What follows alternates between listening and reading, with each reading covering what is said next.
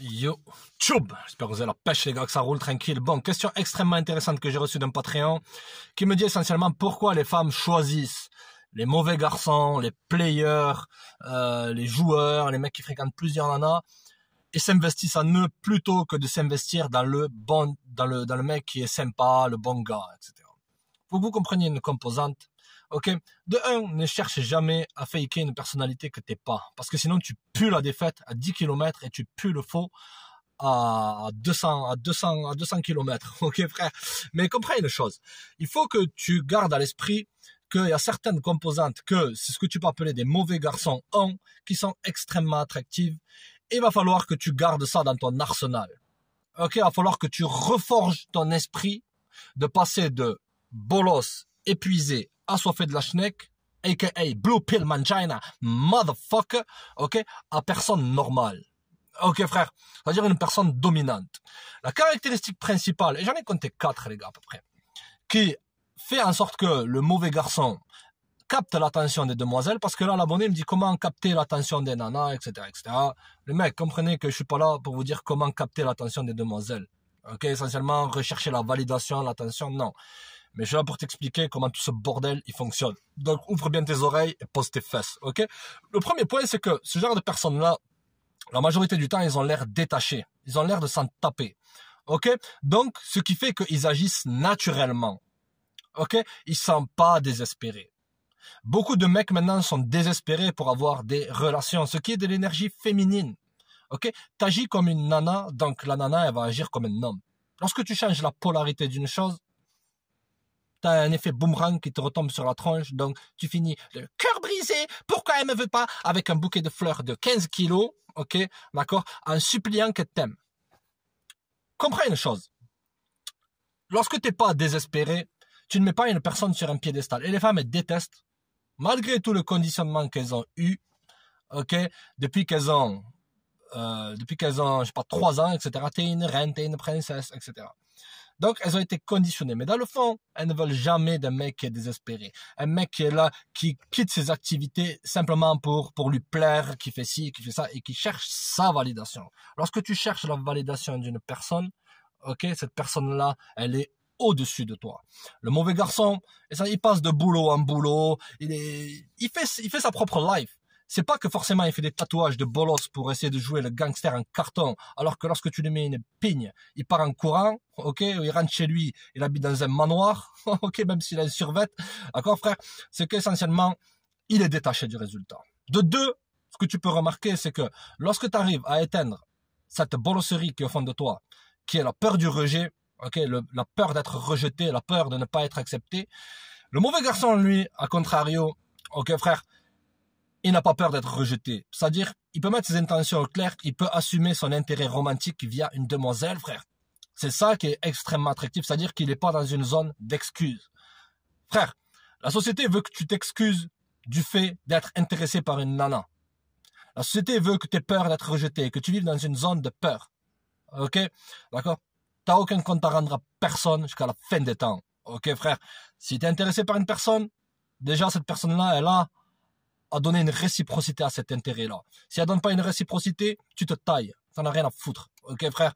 D'accord? C'est simple. Donc, le mauvais garçon, il n'est pas dans une zone de peur. Il est plus dans une zone de détachement. C'est pour ça que l'homme qui est extrêmement stoïque, qui a l'air de pas avoir beaucoup d'émotions, ok, pas que t'es Robocop, t'es là, moi j'ai aucune émotion, etc. Alors qu'au fond de toi, tu boues de chialer, etc. Non, t'es un être humain. Mais toi, en tant qu'homme, tu ne dois pas être dominé par ces émotions-là, qu'elles soient positives ou négatives. Des fois, il faut lâcher un minimum de lest, ok? Mais en tant qu'homme, tu dois être fort. Même si on te dit, il faut que tu sois sensible, dévoile-moi tes sentiments et je t'aimerai. Et lorsque tu le fais, boum! Il y a quelque chose qui s'est brisé au niveau de son attractivité. Okay? Parce qu'elle a été conditionnée à ce que tu sois un bolos. Et lorsque tu répètes des informations, ça rentre dans le pois chiche. Tu capiches ou quoi, amigo? Ok, les gars. Donc, pas de peur du rejet. Ensuite, ne place jamais le mauvais garçon. Ok, les gars, il ne place jamais les demoiselles sur un piédestal. Lorsque tu es en mode adorateur, d'accord, que tu donnes trop de valeur à une personne, cette personne-là, elle perd de l'intérêt. Et fois 1000, les femmes. Parce qu'une femme, elle ne veut pas d'un mec qui lui court après. Si tu lui cours après, elle te repousse. Une femme, elle veut que tu sois un minimum un challenge. T'as pas besoin, frère, de te faire tel ou tel tatouage pour ressembler à tel ou tel chico éclaté qui a aucun talent, qui est pistonné, qui passe dans tel ou tel clip. Ok, frère? D'accord? T'as juste besoin d'être détaché du résultat, de ne pas avoir peur d'être rejeté. Parce que comprends que dans le fond, le rejet, c'est quoi? C'est une protection. C'est que ces gens-là, ils sont peut-être pas à ton niveau. Tu comprends? Beaucoup de mecs qui prennent toutes ces choses-là de rejet de façon personnelle. J'ai été rejeté. Alors bien, je dis merci à la personne qui me rejette. Ok, frère? D'accord? C'est une personne qui dit, j'ai jamais été rejeté, je suis le mâle alpha, j'ai réussi à avoir mon six-pack alors que j'avais un two-pack, etc. Je suis là, voilà, je progresse dans la vie. Non. Ok, frère? D'accord? Cette peur du rejet, il va falloir que tu l'élimines. D'accord? Parce que c'est toi le prix. C'est toi, en tant qu'homme, qui est le protecteur, le pourvoyeur. D'accord, mon ami? Ok? Le mauvais garçon, c'est un challenge, comme je te l'ai dit. C'est-à-dire, la femme, dans son idéal, dans son esprit, c'est comme un peu, comment te dire, la belle et la bête. Ok? Elle veut essayer de soumettre cette bête qui est le mauvais garçon. C'est-à-dire, il est imprévisible. Si tu donnes ta certitude à une nana, elle te donne de l'incertitude. Dans le sens que la certitude, que tu sois en couple, toutes ces conneries, ou marié, ou que tu sois célibataire, etc. Je te dis pas de jouer à un jeu. C'est-à-dire que si tu exagères dans l'intérêt que tu portes à une personne, si lorsqu'elle se distancie, t'es là à revenir en rampant. Après, beaucoup de nanas, elles veulent que tu reviennes en rampant. Bon, dans le cas de Jezebel, elles veulent des mecs qu'elles sentent qu'elles peuvent avoir le contrôle dessus. C'est pour ça qu'à l'époque, Crapulerie, je t'ai dit, tu peux jouer le bolos, gonfler leur ego et te tailler. Ok, c'est une méthode. Ça, c'est dans le cas de Jezebel. Elles veulent des mecs qu'elles se disent. Donc, simplement, frère, t'as pas à jouer un rôle, t'as simplement à être une personne en mission. Tu ne porteras plus trop d'attention aux demoiselles, tu ne leur donneras pas toute cette validation que 96% des mecs font. Ok, tu resteras toi-même et là, ça bâtira l'attraction. Ok, beaucoup de mecs, ils ont mal au cul de dire simplement non à une nana. Beaucoup de mecs, ils ont mal à leur derrière simplement lorsqu'ils se font rejeter. Ok, tu ne devrais jamais courir après une nana. Tu devrais construire tes buts, tes objectifs, être focalisé sur ce que tu veux faire.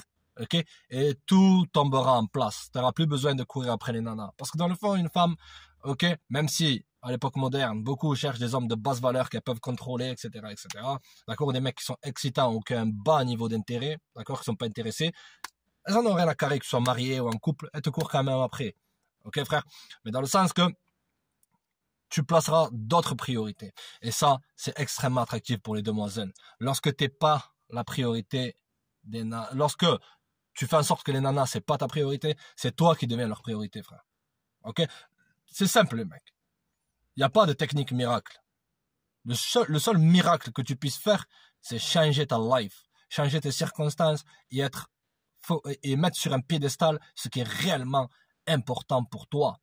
On m'a souvent dit, le mec, un chat ne peut jamais apprendre à un tigre à être un tigre.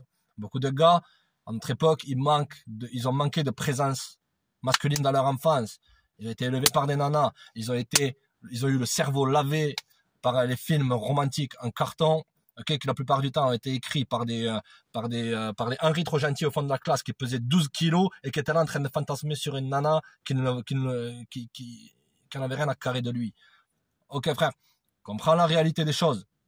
Ok, va falloir que tu prennes ta vie au sérieux. Ok, tu n'as pas à courir après les demoiselles. Sinon, tu as simplement à mettre tes intérêts au clair, tes intentions au clair, ton intérêt au clair, et faire ce que tu as à faire, si c'est ça qui te dit.